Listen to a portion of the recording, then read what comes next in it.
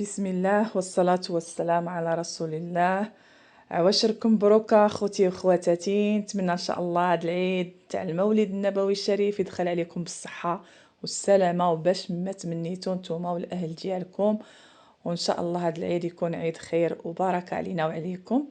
اليوم ان شاء الله بمناسبة المولد النبوي الشريف حنا في الجهة الشرقية كنديرو تقنطة، وبغيت نشاركها معكم خوتي وخواتاتي.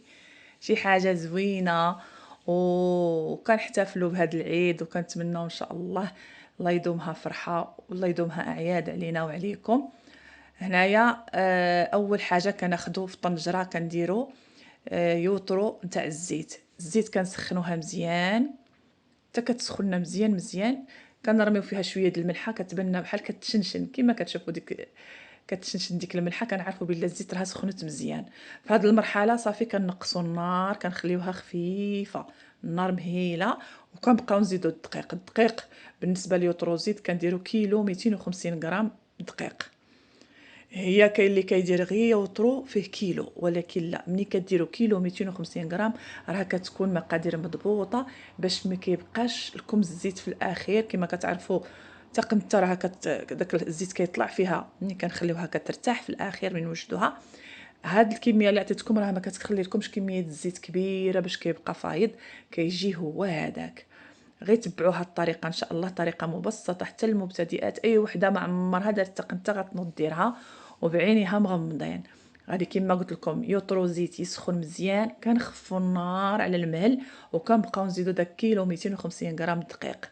حنا كنزيدو حنا كنخلطو حتى كنزيدوه كامل، وكنبقاو نخلطوا على النار عفوا بشي ملعقه د اللوح. ضروري تستعملوا ملعقه د اللوح وانتم كتخلطوا، ما تريدوش من التخلاط، يعني التخلاط المستمر هكا باش ما تلصق لكمش في القاع وما تحرقش وما تعطيكمش شي نكهه ماشي هي هذيك. الا بقيتوا كتحركوها هكا وعطيوها الخاطر راه غادي تخرج محمره بواحد المذاق رائع، كتجي فيها واحد تعليكه وواحد التحميره بحال الكراميل، كتجي زوينه بزاف. كنخلطو هكا دائما، كنبقاو نخلطو باستمرار، وحنا كنشوفوا دائما كنشوفوا القاع باش ما تشمتناش وتلصق لينا. وإلا درتو النار مهيله بطبيعه الحال راه ماش تلصق. ومن الافضل خذوا شي كوكوط ثقيله ولا شي طنجره عندكم ثقيله احسن باش تساعدكم وما تلصقش نهائيا. صافي هنايا هكا غادي نبقاو نستمروا.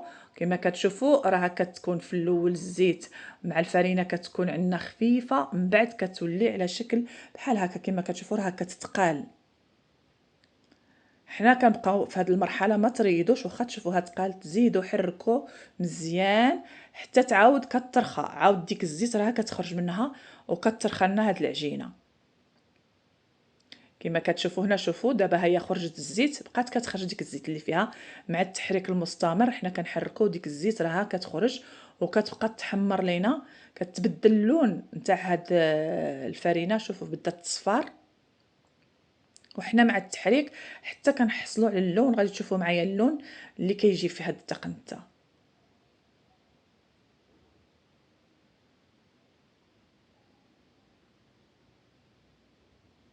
هي ضروري ما كنخليوهاش بهذا اللون هكا، حتى كنحصلوا كنشوفوا حتى كتحمر. كما كتشوفوا راه بدات كتعطي واحد اللون احمر من التحت، ملي كنحرك كيطلع داك اللون الاحمر. هكا نبقاو نحركوا باستمرار باش ما تحرقناش، وحنا كنشوفوا اللون كيتغير.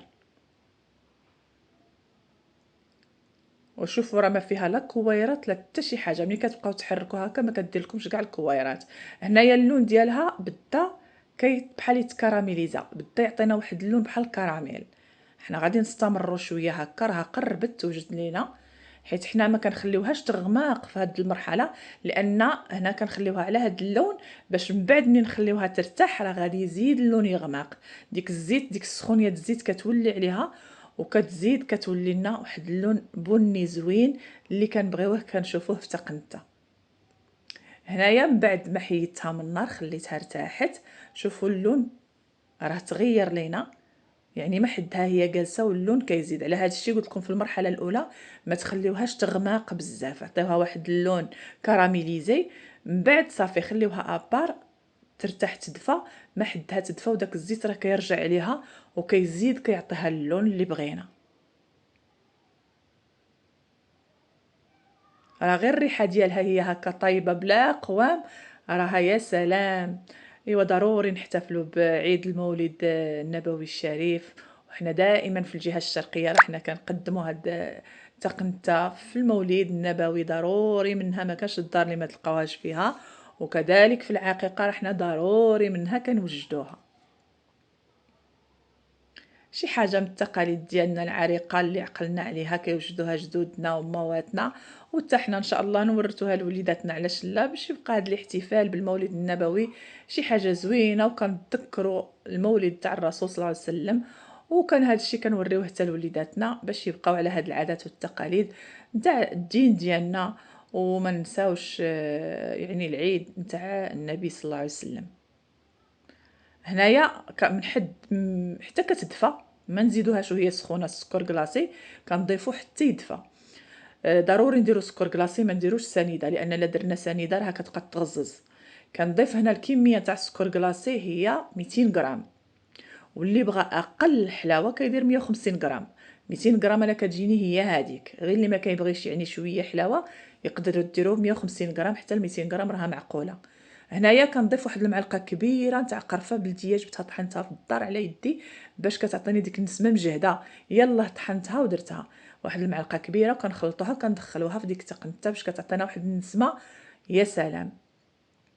هنايا من بعد ما خلطنا سكر كلاصي وخلطنا القرفه، شوفوا اللون، شفتوا اللون اللي حصلنا عليه منين طفينا عليها؟ ماشي هو هذا اللون، يعني راه داك الزيت كيرجع عليها وكيعطيها واحد اللون زوين بزاف، يعني بلا ما نكثروا لها اللون في الاول. هنايا غادي نضيفوا لها واحد المكسرات باش كتزيدها المذاق وكتزيدها اللذه، وفي نفس الوقت راها كتغنيها وكتجي هنا شي حاجه صحيه. يعني واخا ماشي صحيه بزاف كما كتشوفوا، ولكن الحمد لله كنضيفوا فيها هاد المكسرات باش كنستافدوا منها. هنايا عندي هنايا القوقاو مهرمش، خديت غرفيه كبيره، وهنايا اللوز مهرمش ومحمر، كلشي محمر هنا في الفران قشورو هرمشتو، كذلك الجنجلان راه محمر حبوب حمرناه. هنايا كنضيف واحد الكاس كبير نتاع الجنجلان حمرته مزيان، يعني حمرناه في الفران وطحنته مزيان مزيان باش يدخلنا مع هذاك الدقيق تاع تقنته كيجي بنين. هنا كذلك القوقاو حتى هو حمرته في الفران وطحنته مزيان، واحد الكاس كبير. بالنسبه لهنايا اللوز، اللوز طيبته يعني في الماء السخون، درناه في الماء السخون هكا شويه غلا وفسختو وقليتو في الزيت. هنا هذا واحد شويه منه غادي نضيفو لتقنته، وواحد شويه منه للتزيين، هذا اختياري، اللي بغى يديرو اللي ما بغاش ما يضيفوش.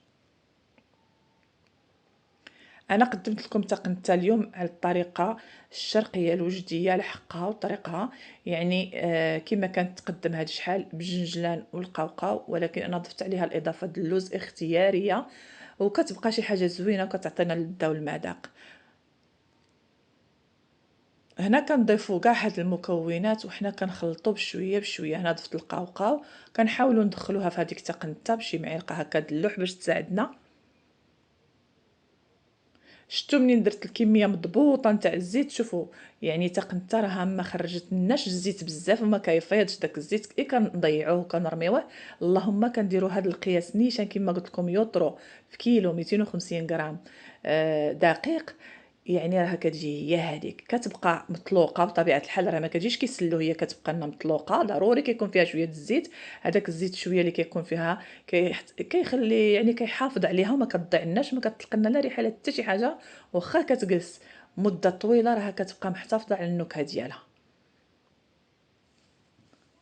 هنا كنخلطو، هنا بان ليا بلا هاد الطنجره راها ما غاديش تقدني لهاد القوام، غادي نقسم الكميه، غادي نجيب واحد البول وندير فيه الكميه كما كتشوفوا. هاني قسمت هنا باش نقدر باش يعني نتغلب عليها ونخلطها مزيان. قسمت الكميه هكا على زوج، وغادي نبقى نخلط مره في الطنجره مره في هذيك البول. هنا كنضيف الجنجلان حبوب اللي محمر، واحد اللوزه تما صحيحه حيدتها صافي كنخلطو هكا، يعني حاجه بسيطه. واللي ما بغاتش دير اللوز راه ماشي ضروري ديرو غير الجنجلان والقوقاو صافي، راه كتجي بنينه. زمان هذه كنا كنديروها غير بالجنجلان والقوقاو. كنخلطو هكا جميع دوك المكونات اللي وريتكم، ندخلوهم في هاد التقنته. غادي تشوفوا معايا هنايا واحد الوليدات، غادي نقدم لكم التقاليد تاع وجده. بقاو حتى لاخر الفيديو غتشوفوا ان شاء الله وليدات الدرب كيدوروا هكا على البيوت وكيغنيو دوك الاغاني على الرسول صلى الله عليه وسلم، والناس كتكرمهم باللي كتب الله. غادي تشوفوه معنا في اخر الفيديو، شي حاجه زوينه يعني. باقي هاد التقاليد في وجده، باقي الدراري كيحتفلوا، وباقي الناس، وباقي يعني العائلات. اللهم لك الحمد. هنايا ضفت داك اللوز صحيح اللي مقلي، وهنا قدمتها في واحد الطبق كبير بهاد الطريقه بالتمر. بطبيعه الحال هي كتاكل التمر. وما تنساونيش خوتي خواتاتي بلايك واشتراك الى عجبتكم الوصفه بطبيعه الحال، وبارطاج ما بين الاحباب والاصدقاء، وشي تعليق زوين بحال قلوبكم، وعباشركم بروكا. ونتمنى لكم كل خير ان شاء الله بمناسبه هذه الايام العظيمه. وبقاو معنا تشوفوا خوتي وخواتاتي الوليدات اللي كيحتفلوا وكيدوروا في الليل على الديور بالحنه بهذه المناسبه.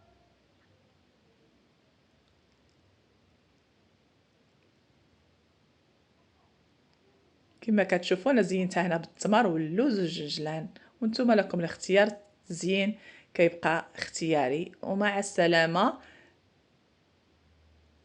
نتمنى تكملوا الفيديو الى الاخر، وشكرا لكم على الدعم، وجزاكم الله كل خير.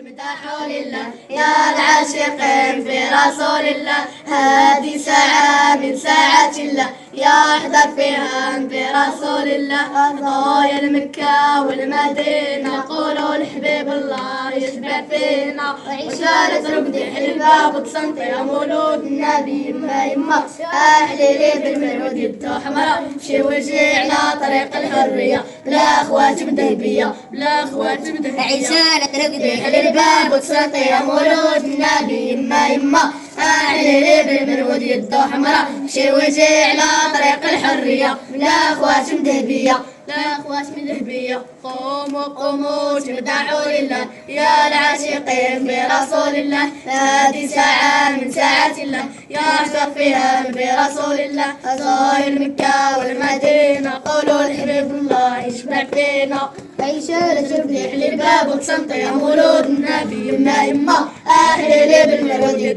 العاشقين برسول الله، هذه ساعة من ساعات الله يحضر فيها برسول الله. أزار مكة والمدينة قولوا لحبيب الله يشبع فينا، وعيشوا لترقدي على الباب وتصنطي يا مولود النبي يما يما، أحليلي بالمرود يدو حمراء بشي وجي على طريق الحرية، بلا أخوات مذهبية بلا أخوات مذهبية.